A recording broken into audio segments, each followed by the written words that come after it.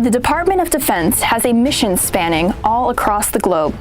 Split between 9 combatant commands, the U.S. Indo-Pacific Command takes the title of largest area of responsibility, covering 100 million square miles, or 52% of the world's surface. With a budget of $160 million, Indo-PACOM is one of the largest consumers of the fuel that powers everything from MRAPs to fighter jets to Navy destroyers. Join us as we discover how the Defense Logistics Agency, Energy Okinawa, uses state-of-the-art methods for transporting fuel to Marine battalions. Suit up with its lab technicians as they ensure the best quality product puts pilots in the sky. And don your hard hats to see its engineers maintain a steady flow to the largest naval fleets. Fueling the fight. This is DLA Energy Okinawa.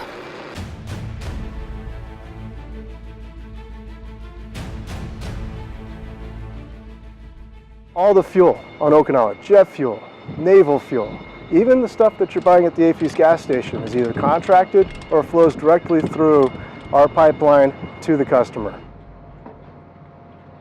You've got this massive ocean tanker mooring off of a single point, hence the single point mooring.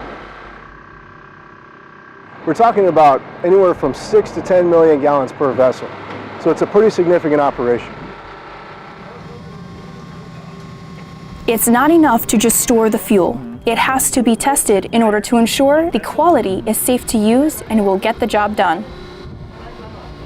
What we as DLA Energy Okinawa Petroleum Lab here is that we ensure the quality of the fuel, and that is key for us. There are 5 different types of tests. There's a type A test, there's 3 type B tests, and the 5th test is a C test. And the C test is pretty much, like I said, the quick and simple analysis. Your B-level test, depending on what operation you're doing, if it's recirculation in a truck or some type of fuel system, then you'll do like a B3 type test. A B2 test is testing the quality of the fuel product when it's stored for an extended amount of time. And that's mainly what we do here is a B2 test. To be able to see the jets flying and see the vehicles driving across the road, very satisfying for me and as well as my team. Maintaining DLA Energy Okinawa's assets requires a full team. We have operations going on at 6 geographically separated locations on the island. The control room is staffed 24/7 to monitor for any problems with the fuel systems throughout the areas.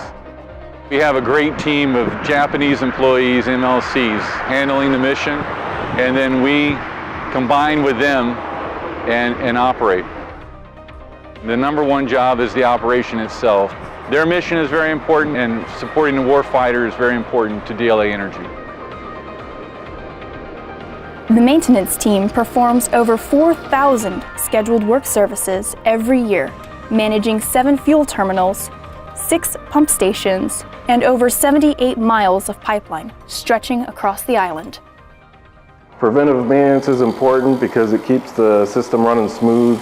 If you don't keep the pump bearings greased, they're going to fail down the road. So you want to keep everything running smooth so when you need it, it works.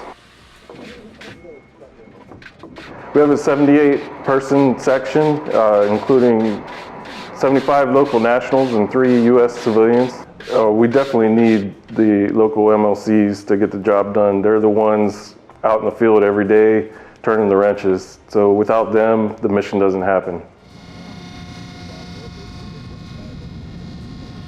As an Okinawa quality assurance specialist, I provide quality surveillance and quantity specification on all petroleum products received into the DFSP. The Okinawans are very hard-working people, very proud people. They definitely want to make sure that everything's done correctly. Of course, Okinawa DLA Energy, we've only been pushing fuel to the services here on this island since 2013.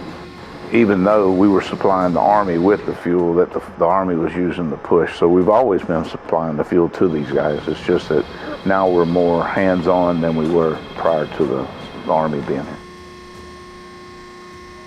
Every time you see an aircraft fly over, you know, you're part of it. You see a Navy ship at the piers at White Beach, you're part of it. being prior military, yeah, I still take pride in it.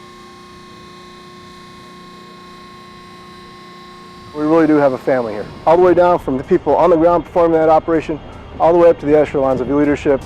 Do our absolute best to have a culture of open collaboration and communication and mutual respect for both our host nation culture and our U.S. culture.